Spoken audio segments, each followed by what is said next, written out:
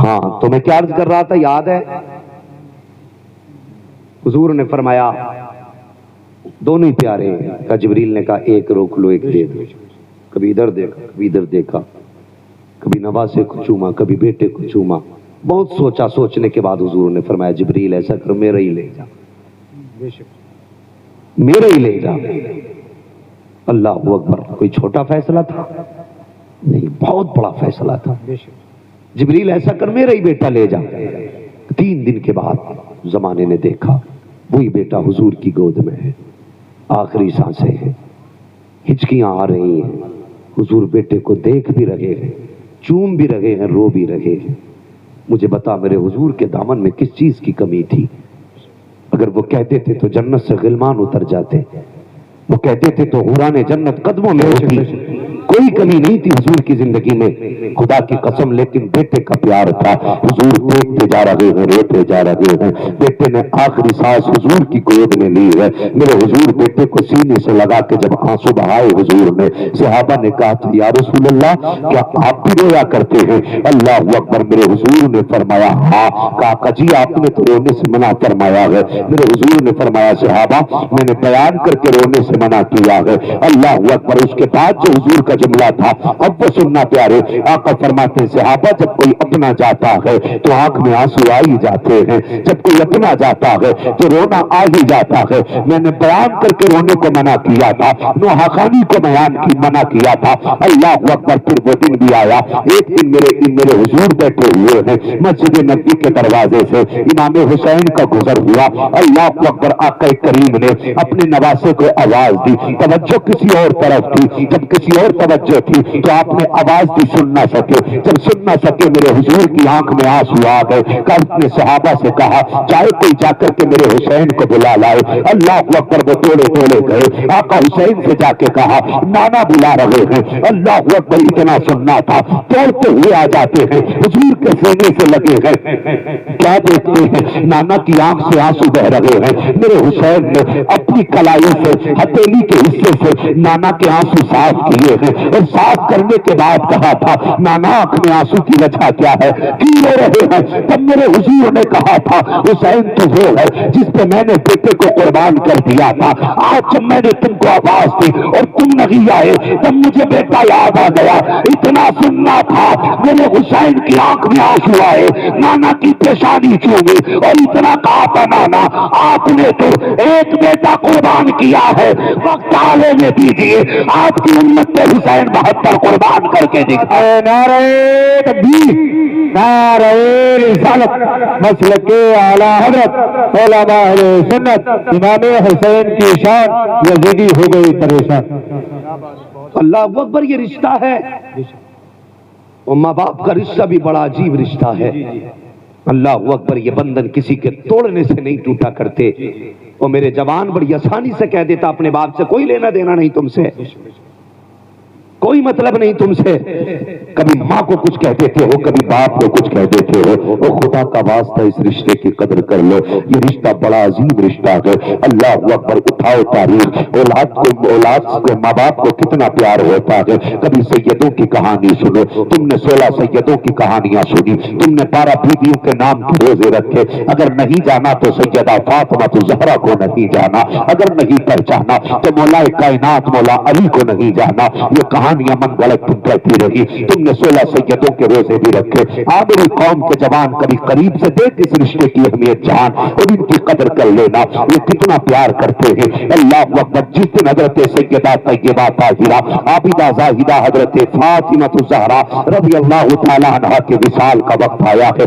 آپ کی طبیعت علیل تھی, کئی دن سے بیمار چل رہی تھی. اللہ اکبر. ایک دن حضرت علی اچانک گھر میں آئے. کیا دیکھتے ہیں نبی کی شہزادی خاتون جنت اپنے ہاتھ سے گھر میں جھاڑو لگا رہی ہے. حضرت علی دیکھ کے مسکرا دیتے ہیں, کہتے لگتا کہ آج فاطمہ کی طبیعت ٹھیک ہو گئی ہے. اپنے ہاتھ سے کام کر رہے ہیں. خاتمہ ایک طرف ہاتھ باندھے کھڑی ہے. اللہ اکبر. حضرت فاطمہ الزہرا نے جیسے ہی اپنی صفائی سے فرصت پائی ہے, کہتے علی میں نے سارے کپڑے دھو دیے ہیں, لاؤ اپنا امامہ بھی اتار کے دے دو. کہا کس لیے؟ کہا سارے کپڑے دھو دیے ہیں, صرف امامہ شریف رہ گیا ہے. اتنا سننا تھا. حضرت علی کہتے ہیں فاطمہ ایسی بھی کیا جلدی ہے, کل دے دینا.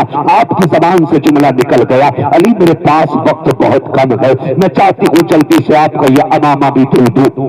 اللہ اکبر. اس کے بعد آپ کے سامنے جیسے شہزادے آئے ہیں, آپ نے شہزادے کو لیا اور لینے کے بعد اپنے ہاتھوں سے غسل دیا, بال کاڑے, آنکھ میں سرما لگایا ہے, بالوں میں تیل ڈالا ہے, بیٹوں کو دولہا بنا دیا. اچانک حضرت علی کو کہنا ہی پڑ گیا, اے فاطمہ بتا تو صحیح, آج اتنے پیار سے بچوں کو دولہا کیوں بنا رہی ہو؟ اللہ اکبر. اتنا سننا تھا, صبر جن کے دروازے سے چلا ہے. اللہ اکبر. اس شہزادی کی آنکھ میں آنسو آ گئے, سیدہ کی آنکھ میں آنسو آئے. کہتے ہیں اے علی, آج میری زندگی کا آخری دن ہے, کل پتہ نہیں میرے بیٹوں کا چہرہ کون بھولے گا, کوئی ان کی آنکھوں میں سرما لگائے گا کہ نہیں لگائے گا, کل خدا جانے ان کے سر میں کوئی تیل ڈالنے والا ہوگا کہ نہیں ہوگا. کہا فاطمہ بات کیا کہہ رہی ہو؟ کہا ہاں علی, اب میرا دنیا سے جانے کا وقت قریب آ گیا ہے. اللہ اکبر. اب اس کے بعد خاتون جنت کی بات سننا, آپ نے بیٹوں کو تیار کیا. اس کے بعد حضرت علی کا ہاتھ پکڑا, پکڑ کے کہتے ہیں علی مجھے تم سے تنہائی میں کچھ باتیں کرنی ہے, آپ ذرا میرے ساتھ اندر آ جائیے.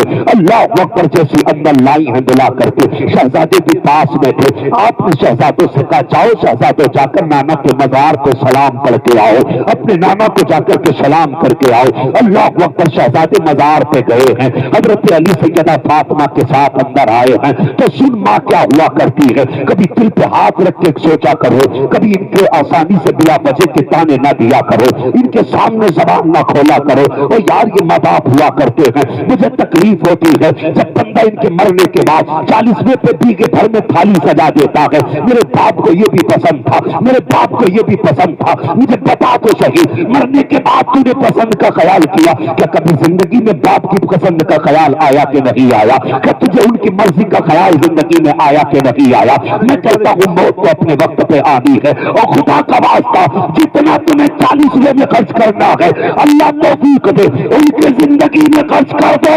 اگر وہ خوشی سے چلے گئے تو تیری دنیا بھی کامیاب ہے, تیری آخرت بھی کامیاب ہے. نعرہ تکبیر, نعرہ رسالت, مسلک اعلیٰ حضرت علماء اہل سنت محفل رسالہ سلام. آج 40 کو کھلاؤں گا, جی جی آج 50 کو کھلاؤں گا. مولانا آنا, گرم روٹی ملے گی. آج مولوی کو گرم روٹی کیوں کھلا رہا ہے؟ تاکہ تیرے باپ کو سکون ملے. اور مجھے بتا, جب زندگی میں باپ نے گرم روٹی مانگی تھی تب تیری بیوی نے کیا جواب دیا تھا؟ یہ تب بھی تو تیرا باپ تھا.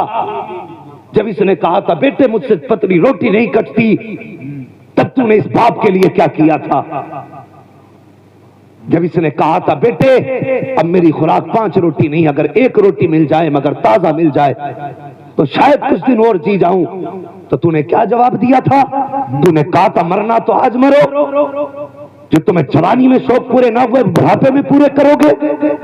خدا کی قسم اگر آج بھی جوانی جیسے دانت ہوتے یہ تجھ سے گرم روٹی نہ مانگتا. جی جی جی بے شک, اس لیے تو پوری زندگی تجھ سے اپنی خدمت کا اجر مانگا ہی نہیں. بے شک, کبھی تجھ سے قیمت مانگی ہو تو مجھے بتا, حقیقت. کبھی تجھ سے اپنے محنت کے لقموں کا بدلہ مانگا ہو تو مجھے بھی بتانا. خدا کی قسم پھر تک چلے جاتے ہیں, کبھی اپنی محنتوں کا اجر نہیں مانگا کرتے. جی جی بے شک. ہے کوئی اتنے بڑے مجمع میں کوئی بتا دے کہ میں نے باپ کی محنت کا اجر دیا؟ اور یار محنت تو صرف پوری زندگی کی, تو اس رات کی قیمت نہیں دے سکتا جس رات تیرا باپ سردی میں بغل میں ہاتھ دبا کے آدھی رات میں جا کے منڈی میں کھڑا ہوا تھا, اور صرف اس لیے کہ تیرا شوق پورا کرنا تھا. خدا کی قسم اگر اپنے پیٹ کی بات ہوتی تو آدھی روٹی سے بھر لیتا, جا کے آدھی رات میں مزدوروں کی منڈی میں کھڑا نہیں ہوتا. بے شک بے شک, حقیقت. سوچا کرو کبھی ان کے بارے میں, اتنی آسانی سے رشتے الگ کر دیتے ہو. آج ہمیں کھلا رہے ہو گرم کھانے, کاش زندگی میں جیتے جی باپ کو بھی کھلا دیے ہوتے. جوانو, یہ انمول بے قیمت دولت ہے اللہ کی طرف سے ہمیں جو ملی ہے. ان سے پوچھو, آج بھائی ذاکر سے پوچھو, میں بہت دور نہیں جاؤں گا, ان سے پوچھو باپ کے بغیر زندگی کیسی گزر رہی ہے. بے شک. آج ہر دکھ میں باپ کی یاد آتی ہوگی, ہر سکھ میں باپ کی یاد آتی ہوگی.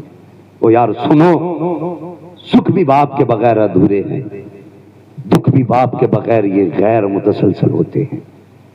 بھائی آج یہ ہے, ان کی قدر کر لو, ان کی عزت کر لو. اپنے گھر میں اعلان کر دو, اور بچوں سے کہہ دو سن, گھر میں روٹی بنے تو پہلی روٹی باپ کھائیں گے, باقی روٹی بعد میں باقی لوگ کھائیں گے. بے شک بے شک. یہ نیم بناؤ اپنے گھروں کے, اور اگر دل نہ کرے پڑوسی سے پوچھنا میرے ابا نے میرے لیے کیا کیا، وہ تجھے بتائے گا۔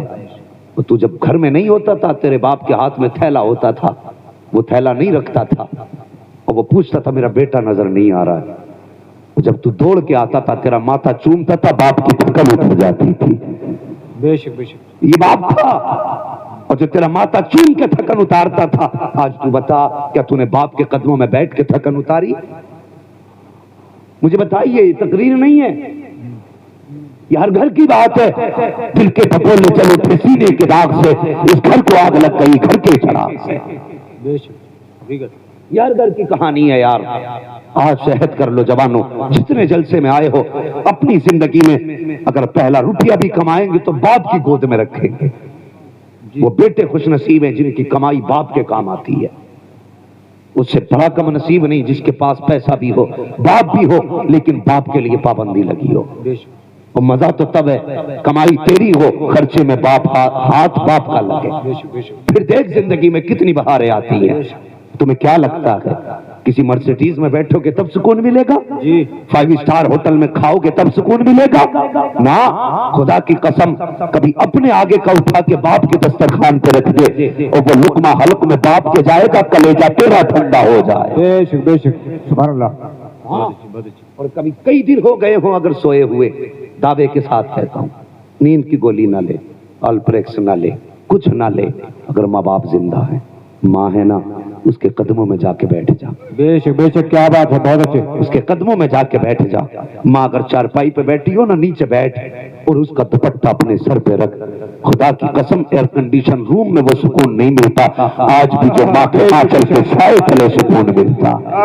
بے شک بے شک، یہ وہ تمہیں جگہیں بتا رہا ہوں جہاں تھک کے ہار جاؤ تو کبھی یہاں آ کے بیٹھنا، خدا کی قسم برسوں کی تھکن منٹوں میں اتار دی جائے گی۔ بے شک بے شک بے شک۔ ہاں آج مگر وہ قوم جو ٹی وی پر ایڈ دیکھتی ہو دوا کے، وہ کہاں جائے گی ماں کے قدموں میں؟ یہ سبق تو مصطفیٰ کی جھولی سے ملے گا نا، بے شک بے شک، یہ سبق تو حضور کے قدموں سے ملے گا۔ اللہ اکبر۔ حضور فرماتے ہیں صحابہ میں نے جو دن ماں کے ساتھ مدینہ شریف میں گزارے تھے آج بھی وہ یاد آتے ہیں۔ اللہ اکبر۔ حضور فرمایا کرتے تھے آج بھی وہ دن یاد آتے ہیں جو میں نے ماں کے ساتھ مدینہ شریف میں گزارے ہیں۔ اور ایک جملہ کہہ کے تو حضور اکثر رو دیتے تھے، اکثر روتے تھے۔ سن وہ جملہ کیا تھا؟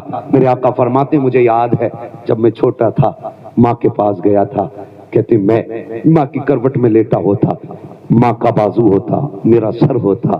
حضور فرماتے ماں مجھے اپنے بازو پہ سر رکھ کے لٹاتی اور یوں چہرے پہ کپڑا ڈالتی۔ حضور فرماتے میری ماں رونے لگ جاتی تھی۔ اور جانتی کیوں روتی تھی؟ حضور فرماتے وہ یہ کہتی تھی یا اللہ بیٹے کے باپ کا سایہ تو پیدا ہونے سے پہلے لے لیا، میرے اللہ اگر مجھے بھی موت آ گئی تو میرے بیٹے کا سہارا کون بنے گا؟ بے شک بے شک، کیا بات۔ اور یار یہ مائیں ہوتی ہیں جی۔ حضور فرماتے میری ماں یہ کہہ کے رو دیا کرتی تھی مجھے بتا تو صحیح اگر ماں کو اولاد سے اتنا پیار ہے تو اولاد کو ماں سے کتنا پیار ہونا چاہیے۔ یار بستروں میں لیٹے تمہاری مرضی ہے، آ رہا ہے سردی کا موسم، جاؤ اگر غلط کہتا ہوں تو 4 گاؤں کا سروے کر لینا، 4 گاؤں کے سروے نہ کر سکو تو اپنے گاؤں کا سروے کر لینا، اگر گاؤں کا بھی سروے نہ کر سکو 1 محلے کا سروے کر لینا، جا کر کے دیکھنا کبھی بیٹے کا کمبل چیک کرنا، کبھی باپ کا لحاف چیک کرنا اور وہ کمرہ دیکھنا جہاں پہ بیٹا لیٹتا ہے، کبھی اس کمرے کو جا کے دیکھنا جہاں پہ باپ لیٹا کرتا ہے۔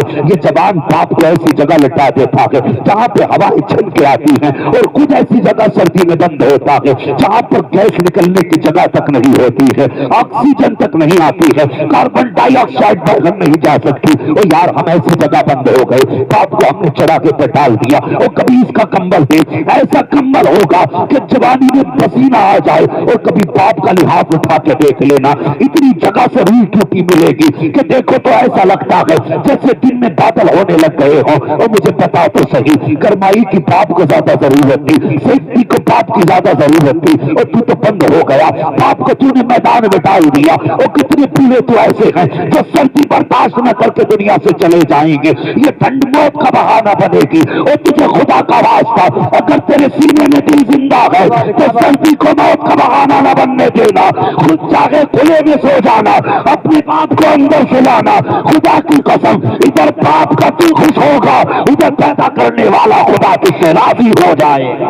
نعرہ تکبیر، نعرہ رسالت، مسلک اعلی حضرت فیضان حضور تاج شریعہ، ماں کی دعاؤں میں ہے یہ اثر، اور بابا فرید دین کے جنگل میں ملی شکر.